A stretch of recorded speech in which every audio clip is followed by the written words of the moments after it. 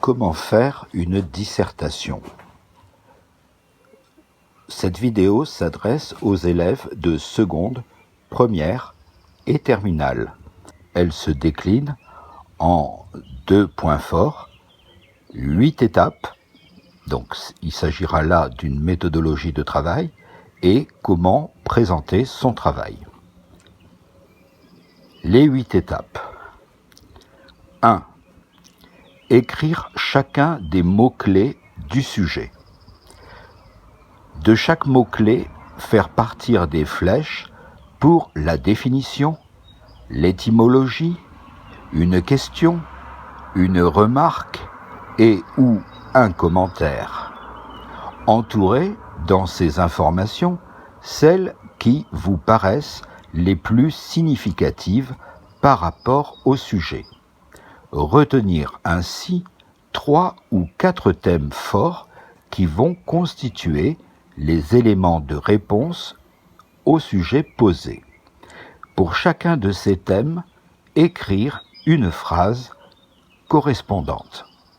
2. La problématique. À partir des 3 ou 4 thèmes retenus, déterminer le lieu commun, c'est-à-dire l'idée forte qui les réunit, et en rédiger une phrase qui constituera la première phrase de l'introduction. Attention, se tromper de problématique, c'est se tromper de sujet. On peut écrire avec brio 20 pages sur sa dissertation, mais si l'on est hors sujet, la note sera très médiocre. 3. La chronologie. Il faut choisir un ordre d'apparition de chacun des thèmes de sa dissertation, de façon logique, pour développer sa pensée, et donc de façon chronologique. 4. Thèse versus antithèse. Pour chacun des thèmes retenus, définir en 1 ou 2 phrases la thèse, ce qui répond positivement à l'affirmation de l'auteur, et l'antithèse qui vient contredire de façon incisive l'affirmation de l'auteur et infirmer le thème. Par exemple, pour le thème 1, vous écrirez la thèse, puis dessous l'antithèse. Thème 2, thèse, antithèse, etc.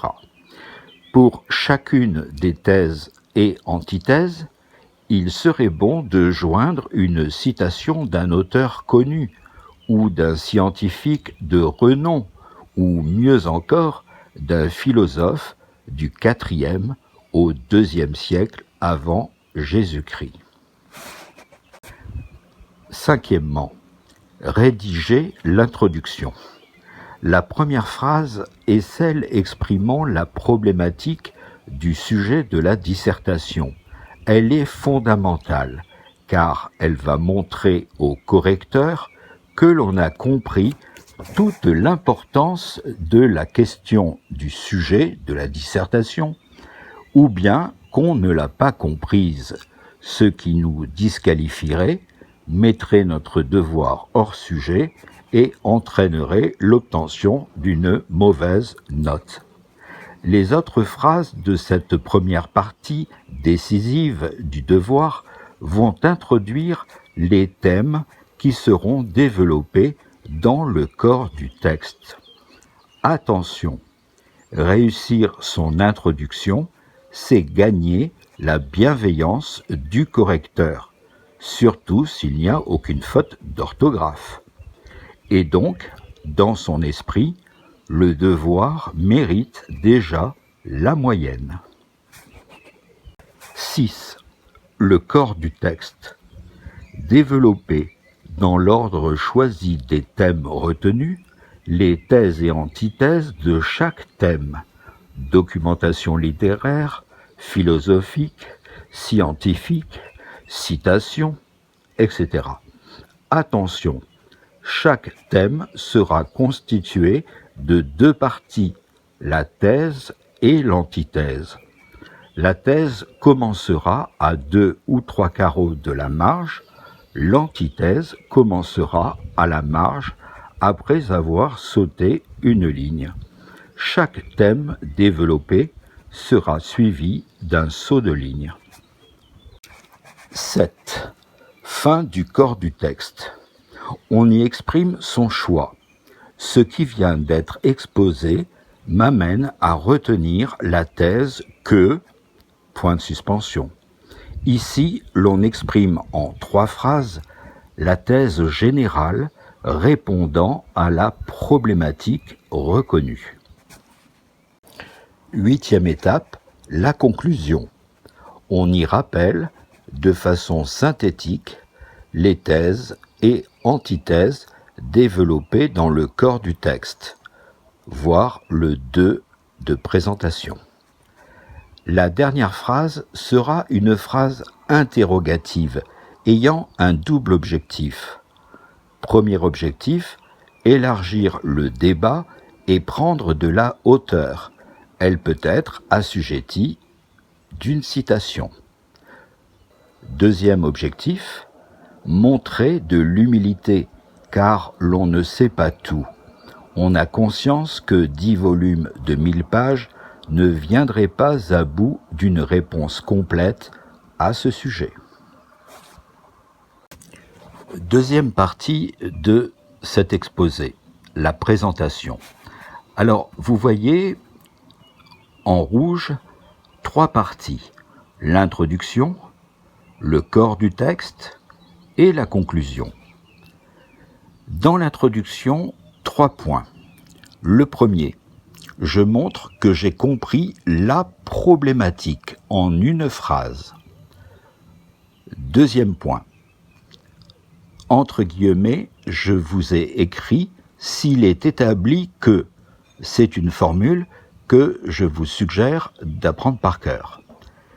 S'il est établi que, j'amorce succinctement les thèmes retenus, littérature, science, philosophie, culture générale, en 2 ou 3 phrases qui seront développées ultérieurement dans la partie 4, thèse du corps de la dissertation.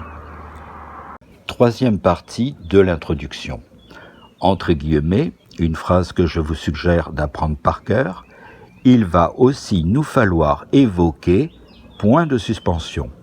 L'on donne ici, succinctement en 2 ou 3 phrases, quelques contre-exemples qui seront développés ultérieurement dans la partie 5, antithèse du corps du devoir. Corps du texte.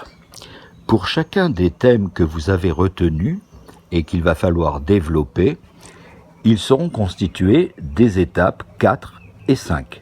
Étape 4. Entre guillemets, force nous est donnée de constater que, point de suspension. Voilà encore une phrase que je vous suggère de retenir. Ici, l'on reprend un à un les thèmes relatifs à la thèse, introduits par la problématique, en relation directe avec la partie 2, que l'on développe en utilisant les connaissances et citations en termes de philosophie, littérature, science et culture générale. 5e point, entre guillemets, oui, mais rappelons que, point de suspension, encore une phrase que je vous suggère de retenir. Idem que le 4, sauf qu'ici, les termes s'opposent à ceux de la partie 4. C'est la controverse ou antithèse dans laquelle des éléments de connaissance, tant anciens que modernes, sont utilisés. Adapter pour chaque thème les phrases introductives en bleu. Pour la conclusion, 3 parties. Partie 6. Entre guillemets. Pour conclure, il apparaît que si, point de suspension, phrase à retenir, ici l'on synthétise en 2 ou 3 phrases ce qui a été développé dans la partie 4. Septième point. Entre guillemets, l'on a aussi remarqué que, point de suspension, à retenir. Ici, l'on synthétise en 2 ou 3 phrases ce qui a été développé en 5. Huitième partie, phrase aussi entre guillemets. Face aux éléments qui ont été mis en lumière, ne peut-on pas, légitimement, se poser la question de savoir si, point de suspension, phrase à retenir. Ici, l'on pose une question susceptible de relancer le débat à un niveau plus large, plus élevé, philosophique, existentiel. Bon travail. À très bientôt.